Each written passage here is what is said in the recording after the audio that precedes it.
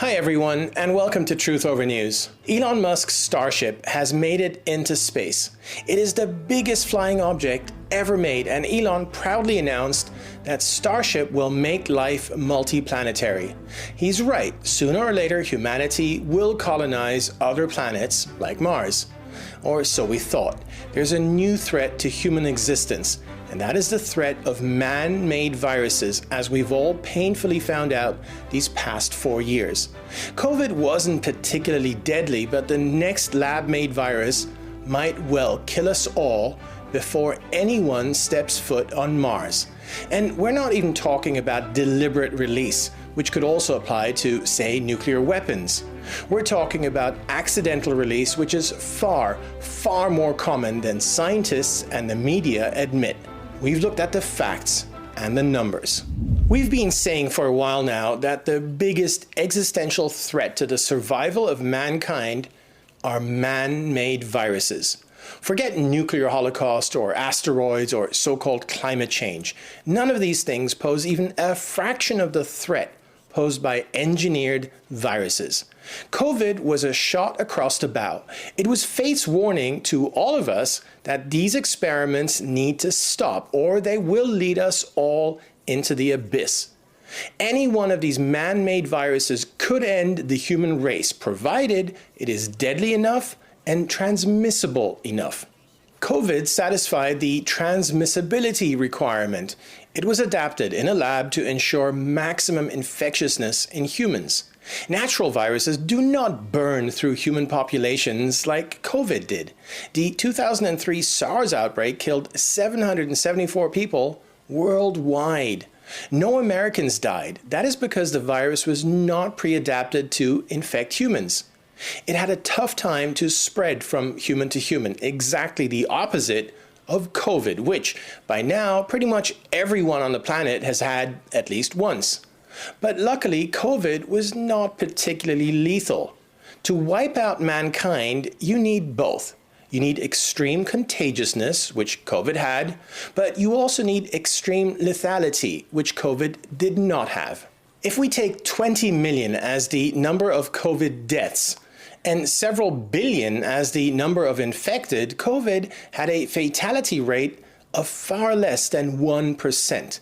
But what if the lab hadn't played around with SARS viruses but had instead made a MERS virus hugely infectious? In fact, we know that the EcoHealth Alliance, the shady group that acted as Fauci's conduit to the Wuhan lab, had tried to do just that. MERS viruses have a fatality rate of something like 30%. Now imagine the Wuhan lab had combined a MERS virus with the burn-through population's transmissibility of COVID. And then imagine that that virus, instead of COVID, had leaked out of the lab. It would have been apocalyptic. Perhaps not enough to wipe out humankind, but certainly enough to send us all back into the Middle Ages. Now consider a virus like Ebola with a fatality rate of 50% or more.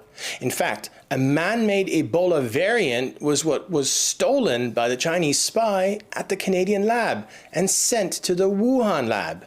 We reported about this on a previous show.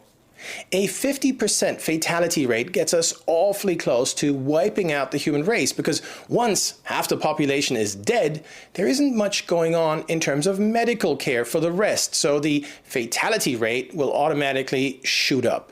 Luckily, Ebola does not transmit well. It can only transmit through bodily fluids, like AIDS. But what if it were made more transmissible in a lab? What if it was more like COVID? And what if such a virus leaked? And this takes us back to where all this began in many ways, which was a Fauci-funded experiment in 2011 that made the H5N1 avian flu virus airborne. That's the experiment that first brought the entire topic into focus. Up until then, it was not widely understood that viruses could just be made in labs. In fact, the first man-made virus was only created in 2002.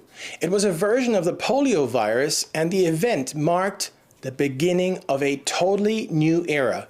For the first time in history, synthetic viruses could be made in a lab. And the technology improved quickly. In 2005, scientists were able to resurrect a virus for the very first time. The virus they chose to resurrect was the Spanish flu virus, which had wiped out tens of millions of people in 1918, right after World War I. In fact, just to illustrate the madness of resurrecting this virus, Spanish flu killed far more people than were killed in all of World War I. That's a statistic that isn't talked about much. Now, a lot of those deaths were down to bacterial infections which were secondary, and of course back then there were no antibiotics. But still, why would someone resurrect such a virus? We can see no rational reason. It's about vanity, hubris, and getting government funding through people like Fauci. And so by 2011, things were so advanced that you could take an existing virus and make it airborne, and therefore far more dangerous. Rutgers University biologist Richard Ebright and others warned about these experiments right away back in 2011. The virus could escape from the lab, or bioterrorists or rogue nations could use the published results to fashion a bioweapon with the potential for mass destruction. This work should never have been done. Because of the public outcry, in 2011, the Obama administration ended up imposing a moratorium on these kinds of experiments, which are aptly called gain-of-function experiments, because the virus gains a new function, such as transmissibility, being airborne, or being able to attack human cells. But the experiments continued anyway, mainly in China, where Fauci had actually offshored them. By 2015, Shi Zhengli of the Wuhan lab and Ralph Baric, the godfather of gain-of-function, modified a SARS virus to attack human cells. Again, Ebright warned about this in real time. The only impact of this work is the creation in a lab of a new, non-natural risk. And it wasn't just Ebright who saw the catastrophe on the horizon. Another group found that increasing the transmissibility of the coronaviruses could significantly increase the chances of a global pandemic due to a lab accident. Like Ebright, this was a specific warning about the specific experiments that later led to COVID. If you consider all the other viruses, Ebola, avian flu, Nipah, and so on, the chances of a lab leak just keep rising. But no one listened, and so we ended up with that catastrophe. So let's zoom out here for a moment and look at the timeline that we just talked about. You'll see that it took just 17 years from the first man-made virus to the first man-made pandemic. That is an infinitely tiny amount of time on a scale of human existence. If the existence of humans on Earth were represented by a 24-hour clock, the time it took to get from making the first ever virus in a lab to causing a massive lab-made pandemic would be just a few seconds. 11 o'clock, 59 minutes, and 58, 57 seconds, something like that. And it's even less than that, just a fraction of a second, if we look at just COVID-like viruses or SARS viruses.